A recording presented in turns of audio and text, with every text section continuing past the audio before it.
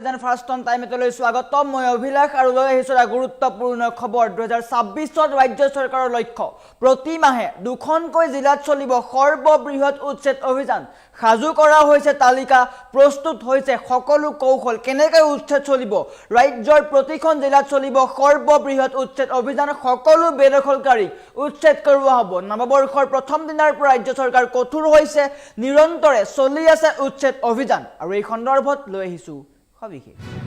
জনাই আছো ডাঙৰ খবৰ টাইম 8 বিগ ব্ৰেকিং 2026 চৰকাৰৰ লক্ষ্য প্ৰতি মাহে দুখনকৈ জিলাত চলিব উচ্ছেদ অভিযান মুখ্যমন্ত্ৰীয়ে মন্তব্য কৰিছে প্ৰচণ্ড শীত হওক অথবা গৰম চলি থাকিব উচ্ছেদ অভিযান কোনো কাৰণত ৰৈ নাথাকে উচ্ছেদ অভিযান ৰাজ্যত 12 লাখ বিঘা ভূমিত চলিব উচ্ছেদ অভিযান ইয়াৰ নতুন তথ্য 12 লাখ বিঘা ভূমিত চলিব উচ্ছেদ অভিযান সাজু কৰা হৈছে তালিকা হাতে হাতে তালিকা লৈ সাজু হৈছে প্ৰশাসন সাজু হোৱা দেখিবলৈ পোৱা গৈছে প্ৰস্তুত কৰিছে সকলো কৌশল বেদখলকাৰীৰ বিৰুদ্ধে কোনো কাৰণত উচ্ছেদ বন্ধ কৰা নহয় কোনো কাৰণত ক্ষান্ত নাথাকে চৰকাৰ দয়া নাই ক্ষমা নাই নীতি এখনৰ পিছত আনখন জিলাত চলিব উচ্ছেদ অভিযান প্ৰতি মাহে দুখনকৈ জিলাত চলিব উচ্ছেদ অভিযান এই পৰ্যন্ত 1,60,000 বিঘা ভূমি বেদখল মুক্ত কৰা হৈছে কিন্তু ইমানতে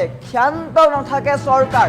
বৰ্তমানেও 12 লাখ বিঘা ভূমি বেদখলকাৰীৰ কবলত আছে প্ৰতি টুকুৰা ভূমি বেদখলকাৰীৰ পৰা কাঢ়ি অনা হ'ব সকলো বেদখলি ভূমি উচ্ছেদ কৰা হ'ব ৰাজ্য চৰকাৰৰ এয়া মহা সংকল্প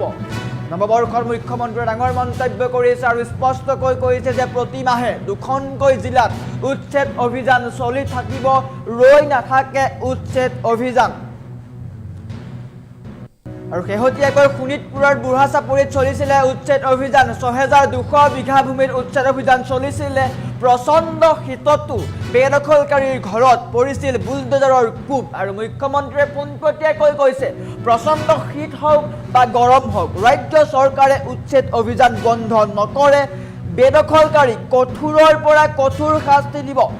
শান্তিত থাকিবলৈ নিদিয়ে বেদখলকাৰী মুখ্যমন্ত্ৰীৰ মন্তব্য আৰু বৰ্তমান এনেকৈ সাজু হৈছে চৰকাৰ তালিকা প্ৰস্তুত কৰিছে জিলাই জিলাই উচ্ছেদ অভিযান চলিব প্ৰতি মাহে ইয়াৰ অৰ্থ 30 দিনত দুখনকৈ জিলাত চলিব উচ্ছেদ অভিযান ইয়াৰ অৰ্থ হৈছে এখন জিলাত যিমান বেদখলকাৰী আছে বা যিমান অবৈধ লোক আছে তেওঁলোক উচ্ছেদ হ'ব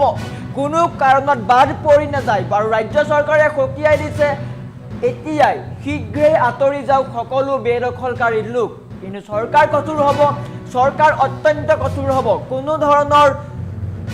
ক্ষমা নাই দয়া নাই ক্ষমা নাই নীতি প্ৰশাসনৰ স্পষ্টকৈ কৈ দিছে আৰু উচ্ছেদ অভিযান চলি থাকিব আৰু মুখ্যমন্ত্ৰীয়ে পোনপটীয়াকৈ কৈছে বেদখলকাৰীক শান্তিত থাকিবলৈ নিদিও নতুন বৰ্ষৰ পৰা ৰাজ্য চৰকাৰে মহা সংকল্প লৈছে অসমীয়া জাতিক বচাই ৰাখিবলৈ হ'লে অসমীয়া জাতিৰ সংস্কৃতি বচাই ৰাখিবলৈ হ'লে ৰাজ্য চৰকাৰে উচ্ছেদ অভিযান চলাব লাগিব আৰু সমান্তৰালকৈ উচ্ছেদ চলিব তাৰ সমান্তৰালকৈ পুছবেক চলিব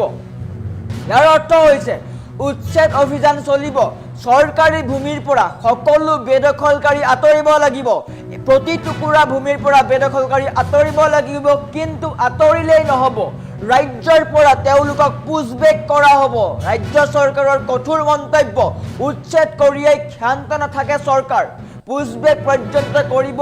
নৱবৰ্ষত পুছবেক কৰা হ'ব কেইবা হাজাৰ লোকক পুছবেক কৰা হ'ব অসম বাংলাদেশ সীমান্তৰে তেওঁলোকক পঠাই দিয়া হ'ব মুখ্যমন্ত্ৰীয়ে কৈছে ধাক্কা মাৰি পঠাই দিয়া হ'ব বুলি মুখ্যমন্ত্ৰীয়ে মন্তব্য কৰিছিল বা গতিয়াই বাহিৰ কৰি দিয়া হ'ব মুখ্যমন্ত্ৰীয়ে এই মন্তব্য কৰিছে গতিকে অবৈধ বাংলাদেশীৰ অসমত স্থান নাই আৰু এনেকৈ ৰাজ্য চৰকাৰ কঠোৰ হৈছে প্ৰশাসন কঠোৰ হৈছে কোনো ক্ষেত্ৰত দয়া নাই ক্ষমা নাই পুৱা হওক গধূলি হওক গৰম হওক শীত হওক ৰাজ্য চৰকাৰে চৰকাৰী হালধীয়া বুলডোজাৰ লৈ উচ্ছেদ চলাই গৈছে আৰু বৰ্তমানেও চলি আছে আৰু আগন্তুক দিনতো ৰাজ্য চৰকাৰে উচ্ছেদ অভিযান চলাই যাব গতিকে অবৈধ বেদখলকাৰী সকিয়নি এতিয়াই আঁতৰি যাওক কিয়নো ৰাজ্যৰ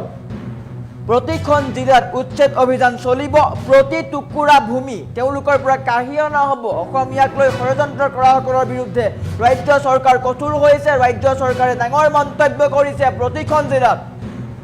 এখনৰ পিছত সিখন জিলাত উচ্ছেদ অভিযান চলিব এখন জিলাত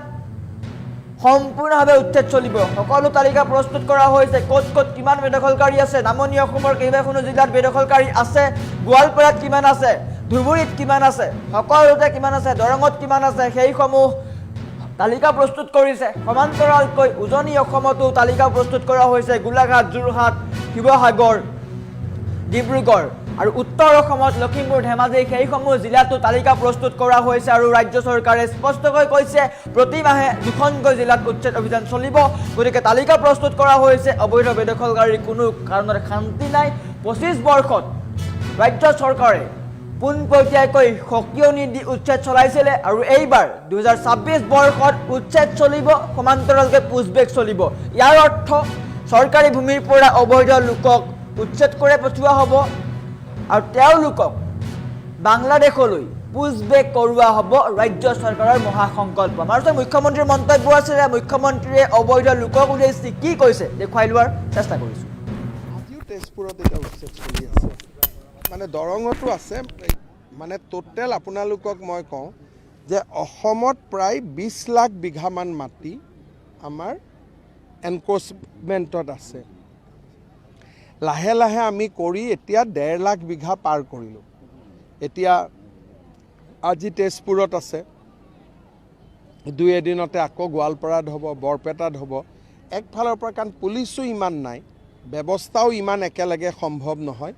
গতিকে এখন ডিষ্ট্ৰিক্ট বা দুখন ডিষ্ট্ৰিক্টতে আমি এমাহত কৰিব পাৰোঁ তাৰ লগত হাইকোৰ্টৰ কেছ আদিও থাকে সেইকাৰণে আমি যিমান পাৰোঁ আমি কৰি গৈ থাকিম আজিও তেজপুৰত এটা উচ্ছেদ চলি আছে মানে দৰঙতো আছে মানে টোটেল আপোনালোকক মই কওঁ যে অসমত প্ৰায় 20 লাখ বিঘামান মাটি আমাৰ এনক্ৰচমেণ্টত আছে লাহে লাহে আমি কৰি এতিয়া 1.5 লাখ বিঘা পাৰ কৰিলোঁ এতিয়া আজি তেজপুৰত আছে দুই এদিনতে আকৌ গোৱালপাৰাত হ'ব বৰপেটাত হ'ব একফালৰ পৰা কাৰণ পুলিচো ইমান নাই ব্যৱস্থাও ইমান একেলগে সম্ভৱ নহয় গতিকে এখন ডিষ্ট্ৰিক্ট বা দুখন ডিষ্ট্ৰিক্টতে আমি এমাহত কৰিব পাৰোঁ তাৰ লগত হাইকোৰ্টৰ কেছ আদিও থাকে সেইকাৰণে আমি যিমান পাৰোঁ আমি কৰি গৈ থাকিম আজিও তেজপুৰত এটা উচ্ছেদ চলি আছে মানে দৰঙতো আছে মানে টোটেল আপোনালোকক মই কওঁ যে অসমত প্ৰায় 20 লাখ বিঘামান মাটি আমাৰ এনক্ৰচমেণ্টত আছে লাহে লাহে আমি কৰি এতিয়া 1.5 লাখ বিঘা পাৰ কৰিলোঁ এতিয়া আজি তেজপুৰত আছে দুই এদিনতে আকৌ গোৱালপাৰাত হ'ব বৰপেটাত হ'ব একফালৰ পৰা কাৰণ পুলিচো ইমান নাই ব্যৱস্থাও ইমান একেলগে সম্ভৱ নহয় গতিকে এখন ডিষ্ট্ৰিক্ট বা দুখন ডিষ্ট্ৰিক্টতে আমি এমাহত কৰিব পাৰোঁ তাৰ লগত হাইকোৰ্টৰ কেছ আদিও থাকে সেইকাৰণে আমি যিমান পাৰোঁ আমি কৰি গৈ থাকিম আজিও তেজপুৰত এটা উচ্ছেদ চলি আছে মানে দৰঙতো আছে মানে টোটেল আপোনালোকক মই কওঁ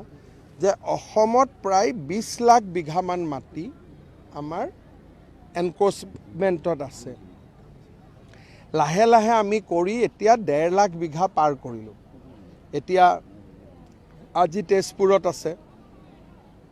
দুই এদিনতে আকৌ গোৱালপাৰাত হ'ব বৰপেটাত হ'ব